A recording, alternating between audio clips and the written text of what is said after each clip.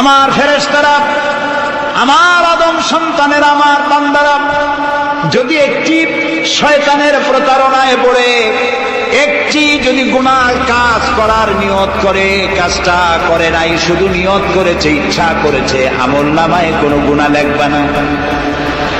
গুনাহটা যখন করে ফেলবে, একটি গুনার বদলে শুধু একটাই গুনাহ লিখবে। আর যদি আমার বান্দা যদি একটি পুণ্য কাজের, নেক কাজ করার নিয়ত করে, কাজটা করে নাই, শুধু নিয়তের জন্য একটা নেকি লিখে দিবা। নেকির কাজটি যখন সম্পাদন করবে তখন একের উপরে 10টা গ্রেস মার্ক লাগাইয়া দিবা। সুবহানাল্লাহ। আমি এইভাবে করে আমার বান্দাদেরকে মাফ করে দেব। সুবহানাল্লাহ। শয়তান মানুষকে ওয়াসওয়াসা দেয়, আর আল্লাহ যা বানায় তার উল্টা বানায়। আল্লাহ বানাইলো যাকাত, শয়তান বানাইলো কি? কত বুদ্ধি করে। সুদে আর যাকাতে পার্থক্য কি? সুদ হচ্ছে গরিবদের কাছ থেকে নাও, ধনীদের দাও। আর যাকাত হচ্ছে ধনীদের কাছ থেকে নাও, সব গরিবদেরকে বন্টন করে দাও। সুবহানাল্লাহ। এর নাম যাকাত। আর এই কাজটি করার দায়িত্ব আল্লাহ দিলেন সরকার। সূরা হজ।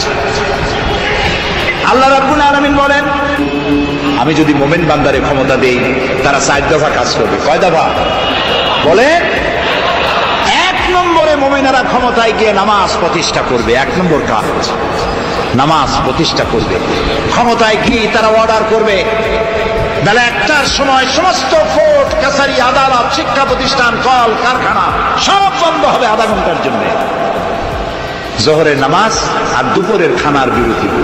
নামাজ শেষ, আবার কাজ করতে আসো। নামাজ বাধ্যতামূলক। নামাজ যদি বাধ্যতামূলক হয় তাহলে তার সুফল কি? তার সুফল হলো, এসপি যদি বাধ্যতামূলক ভাবে নামাজ হয়, আর এসপি যদি মসজিদের ইমামতি করে দারোগাদের নিয়ে, অফিসারদের নিয়ে, দারোগা যদি, ওসি যদি থানায় পুলিশদের নিয়ে তার ইমামতিতে নামাজ হয়, এমপি যদি তার এলাকার অফিসার দিয়ে নিয়ে ইমামতি করে নামাজে, মন্ত্রী যদি তার এলাকার লোক নিয়ে, অফিসারদের নিয়ে সচিবালয় ইমামতি করে, এই মন্ত্রী, এই এমপি, এই ওসি, এই এসপি এদেরকে পিটাইয়া ঘুষ খাওয়ান যাবে? যাবে না। যে বিশ্ববিদ্যালয়ের ভাইস চ্যান্সেলর নামাজ বাধ্যতামূলক হওয়ার কারণে মসজিদের ইমামতি করবেন, আমি যদি অধ্যক্ষ রশিদ খান সাহেবের কাছে আমি বলি যে আমি গরিব মানুষ, আমার কিছু সাহায্য করেন, উনি যদি আমাকে সাহায্য দেন যাকাত থেকে, অথবা কোনো দয়া করে কিছু পয়সা দেন, চিরটা কাল ওনাকে দেখলে পরে আমার মাথাটা একটু নত হয়ে যেতে পারে। আল্লাহ চান না তার কোন বান্দার মাথা আর একটা গোলামের সামনে নত হোক। সেই জন্য আল্লাহ চান সরকারের কাছ থেকে নাও, তোমার মাথা উঁচু থাকুক। সুবহানাল্লাহ করতে ইচ্ছে করে। এ মাথার অনেক দাম, যেখানে সেখানে সেজদা দিয়েন না। পীর বুজুর্গ দেখলেই পায়ের উপরে পড়ে যায় না। কদম বসি করতে ইচ্ছা করে করেন, আমি বাধা দেব না, কিন্তু মাথাটা নিচু করেন না। মাথাটা আল্লাহ ছাড়া কারো সামনে নত হতে পারে না। এই মাথার অনেক দাম। আপনার বডি চেনাই যাবে না যদি মাথা না থাকে। আপনার মা অথবা স্ত্রী ছাড়া মস্তকবিহীন বডি চেনা কঠিন। এটা বডির আইডেন্টিটি।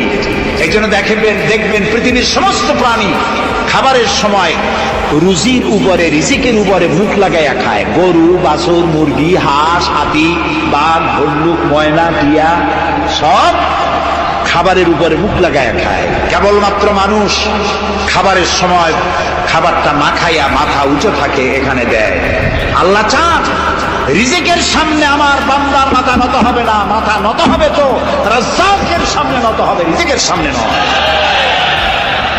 সুতরাং গভর্নমেন্টের কাছ থেকে নাও, তাহলে তোমার মর্যাদা ঠিক থাকবে, কোনো ব্যক্তির কাছ থেকে নয়। গভর্নমেন্ট কালেকশন করবে, গভর্নমেন্ট বিতরণ করবে। এরকম একটা মসজিদের ভেতরে বসে রাসূলুল্লাহ ব্যাংক উদ্বোধন করলেন আর বললেন, বুখারীর হাদিস, মান তারাকা দায়নান আও দিয়ান ফালাইয়া। আমার রাষ্ট্রের ভিতরে কোন মানুষ যদি ঋণগ্রস্ত অবস্থায় মারা যায় আর তার ঋণ পরিশোধের অর্থ যদি না থাকে, তাহলে তার ঋণ পরিশোধের দায়িত্ব আর তার বিবি বাল বাচ্চা প্রতিপালনের দায়িত্ব আমি মুহাম্মদ আমার কাঁধের উপরে নিয়ে নিলাম। দারিদ্র বিমোচনের জন্য নবী করিম সাল্লাল্লাহু আলাইহি ওয়াসাল্লাম মানুষকে কাজ দিয়েছেন, ভিক্ষা কম দিয়েছেন। কেউ চাইলে, রসুলের আদত মুবারক ছিল, কেউ কিছু চাইলে পকেটে হাত দিতেন, থাকলে দিতেন। জীবনে একদিনের জন্য কাউকে না বলেন নাই। বলেছেন কিছু নাই, বলতেন আজকে দিতে পারলাম না, তুমি আবার এসো, দেব না এরকম কথা জীবনে একবারও বলেন নাই। সুবহানাল্লাহ। শুধু দিয়েছেন, কিছু নেন নাই। আল্লাহ, সারা জীবন মানুষের কষ্ট বুকের উপরে ধারণ করেছেন, কাউকে কষ্ট দেননি। ক্ষুধার্ত মানুষের দুয়ারে দুয়ারে গেছেন, নিজে ক্ষুধায় কষ্ট করেছেন। হযরত আবু বকর ওমর মসজিদে নববীর ভেতরে বসে অসময় বসে আছেন। রাসূলুল্লাহ দিনের বেলা জিজ্ঞেস করলেন, তোমরা এই অসময় এখানে কেন? তারা বললেন, আমরা ক্ষুধার্ত, 2-3 দিন কিছু খাই না। রাসূলুল্লাহ বললেন, আমারও তো একই অবস্থা, চলো। তিনজন বেরিয়ে গেলেন। মসজিদে নববীর পাশেই ছিল হযরত আবু আইয়ুব আনসারী রাদিয়াল্লাহু তাআলা আনহুর বাড়ি। আমি 1973 সনে স্বাধীন বাংলাদেশের প্রথম হজ আমি করেছিলাম। 4733 টাকা ছিল বিমানের ভাড়া। তখন মসজিদে নববীর পাশেই ছিল আবু আইয়ুব আনসারী রাদিয়াল্লাহু তাআলা আনহুর বাড়ি। সেই বাড়িতে গেলাম। ওইখানে একটা বাক্সের ভিতরে, একটা গ্লাসের বাক্সের ভিতরে ছিল রসুলের ব্যবহার করা তরবারি, তীর আর ধনুক। আমি বহুত চেষ্টা করছিলাম গ্লাসটা উঠাবার জন্য, কারণ এটা সেই তরবারি, সেই তীর, সেই ধনুক যেখানে আমার রসুলের হাতের পরশ লেগেছিল। যদি ধরতে পারতাম প্রাণ করে একটা চুমা দিতাম। এই বাড়িতে গিয়ে রাসূলুল্লাহ উপস্থিত হলেন। আবু আইয়ুব আনসারী 3 জন মেহমান, এর থেকে শ্রেষ্ঠ মেহমান আছে? স্ত্রীকে বললেন, তাড়াতাড়ি একটা ছাগল জবাও, রুটি বানাও। তিনি চলে গেলেন বাগানে। বাগান থেকে কিছু খোরমা আনলেন। হাদিস শোনাচ্ছি, গল্প নয়।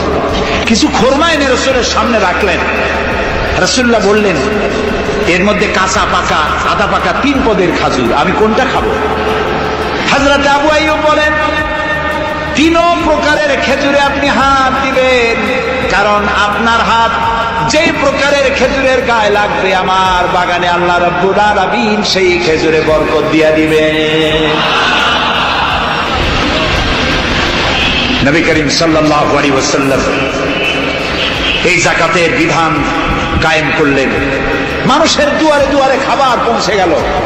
বৃদ্ধরা ভাতা পেল, বয়স্করা ভাতা পেল, বেকারেরা তাদের কাজের সংস্থান পেয়ে গেল। অবস্থা এমন হলো, হযরত ওমর ইবনে আব্দুল আজিজ রাহমাতুল্লাহ আলাইহির সময় যাকাত কে নেবে, যাকাত কে নেবে চিল্লানো হতো, ঢোল বাজানো হতো। একজন লোক পাওয়া যেত না যে যাকাত আমার দরকার। ইতিহাস লিখছে, ওই সময় একজন লোক তার সত্তার টাকা নিয়ে ঘুরতেছে যে যাকাত কাকে দিবে। 3 দিন হলো যাকাত নেওয়ার মতো একটা লোক পেল না। অবশেষে ক্লান্ত হয়ে মরুদ্যানের মধ্যে বসে আছে। কিছু সময় পর দেখলো যে একটা লোক, ধুলায় ধূসরিত চেহারা, তিনি এসেছেন, হাতে একটা বড় টোপলা।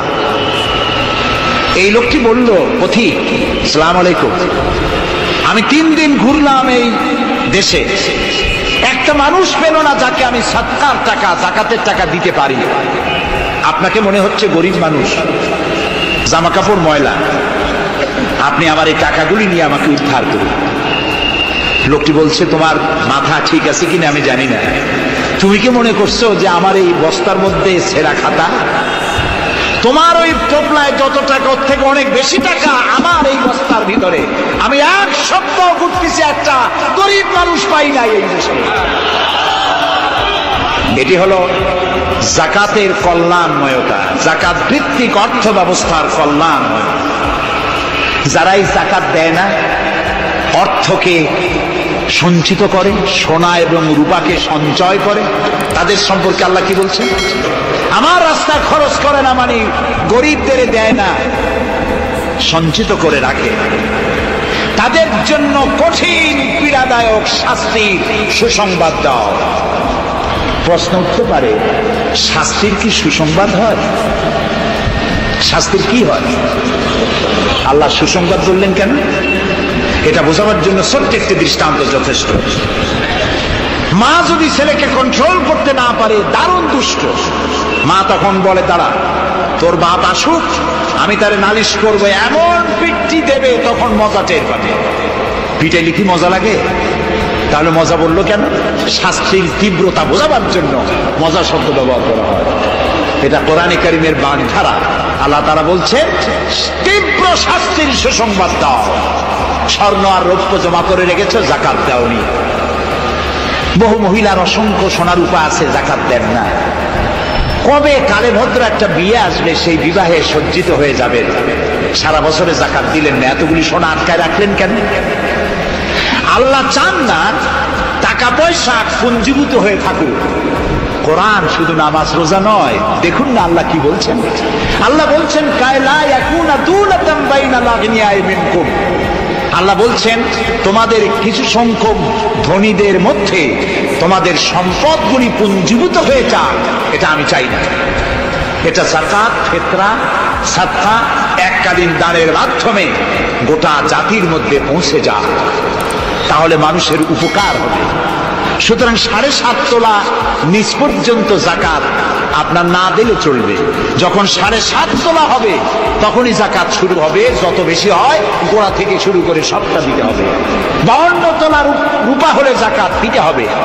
এই যাকাতের টাকা না দিয়ে যারা জমা করে রাখেন, শাস্তিটা কি হবে শোনেন। আল্লাহ শাস্তির ধরনও বলছেন।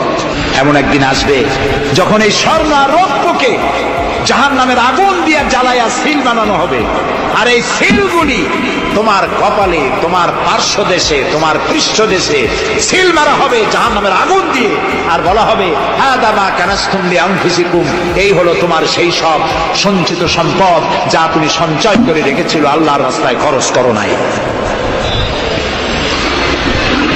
রাসূলের কাছে প্রশ্ন হয়েছে, ওয়ায়াসআলুনাকা মাযা ইউনফিকুন, হে রাসূল, আপনাকে প্রশ্ন করা হয় যে কি খরচ করব।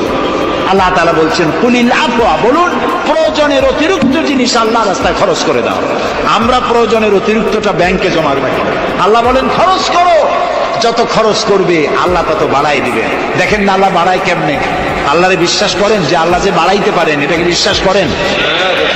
এটি তো ইমানের প্রশ্ন। কেউ যদি জবাব দিতে ব্যর্থ হন, তাহলে তো কুলক্ষণ। আল্লাহ কি সম্পদ কমানো আর বাড়ানোর মালিক কে? ইয়ামহাকুহুল্লাহুর রিবা ওয়া ইউরবিস সাদাকা। আল্লাহ তাআলা বলছেন, আমি সুদকে ধ্বংস করি আর সাদকাকে বৃদ্ধি করি। হালালে বরকত হয়, হারামে বরকত হয় না। আজ গোটা পৃথিবীতে, শুধু বাংলাদেশে নয়, গোটা বিশ্বে ওয়ার্ল্ড ব্যাংকের দৃষ্টিতে ইসলামী ব্যাংক পৃথিবীতে সব থেকে সফল ব্যাংক। তাও আলহামদুলিল্লাহ কব না। কেন? কারণ হালালে বরকত হয়, হারামে বরকত হবে না। আচ্ছা, কুত্তায় বাচ্চা দেয় কয়টা কন্ত? অর্থ ফ্যামিলি প্ল্যানিং নাই, জনমের মতো হয়। এই কুত্তাগুলি যদি সব বাঁচত, তাহলে বরিশাল দিয়ে হাঁটতে পারতেন? কুত্তার জ্বালায় হাঁটতেই পারতেন না। গরুতে, গাভীতে বাছুর দেয় কয়টা বছরে? একটা, মাত্র একটা। আর মুসলমানেরা গরু যা জন্মের খাওয়া খায়, তারপরেও কুত্তা বেশি না গরু বেশি? এই কারণে, যেহেতু গরু হালাল তাই গরুতে বরকত, কুত্তা হারাম তাই বরকত নাই। ইসলামী ব্যাংক শুধু ব্যাংকিং সেক্টরে কাজ করে না, জাতির কল্যাণমূলক বহু সংখ্যক কাজ তারা করে থাকে। ইসলামী ব্যাংক হাসপাতাল, ইসলামী ব্যাংকের জন্য কলেজ, ইসলামী ব্যাংক দিয়ে যখন ডিজাস্টার হয়, দুর্ভিক্ষ হয়, যখন বন্যা হয়, জলোচ্ছ্বাস হয়, লক্ষ কোটি কোটি টাকা তারা দুহাতে বিতরণ করে।